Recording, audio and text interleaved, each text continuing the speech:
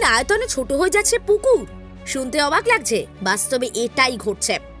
আসলে অন্য কিছু নয়, পুকুরের অংশ ধীরে ধীরে ভরাট করে ব্যবসার প্রয়োজনে দোকান গড়ে উঠছে। যে দেখুন, নিউজ বাংলাদেশের পর্দায় আমরা সেই ছবিটা তুলে ধরছি। পুকুরের এক পাশ দিয়ে লাইন ধরে কিরকম পাকা ঘর নির্মাণ হয়ে যাচ্ছে।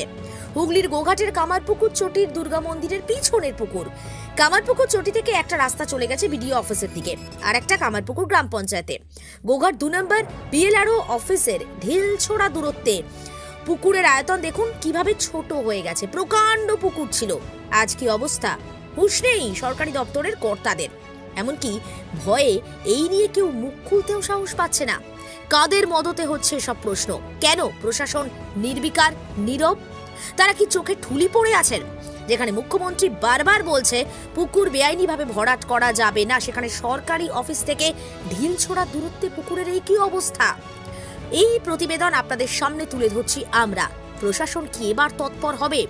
আমরা সেই প্রশাসনের তৎপরতা দেখার জন্য মুখিয়ে রইলাম। দেখতে থাকুন নিউজ বাংলাদেশ। আরামবাগ মতিলাল টেলিশপ ও স্যামসাং সার্ভিস সেন্টার, অনলাইন বা যে কোনো দোকানের থেকে সস্তা। আপনাদের সকলের প্রিয় মতিলাল মোবাইল, তাই আজই আসুন।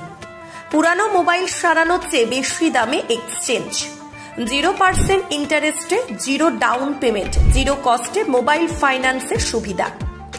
আমাদের ঠিকানা পুরাতন বাজার, আরামবাগ হেডপোস্ট অফিসের বিপরীতে, আরামবাগ, হুগলি।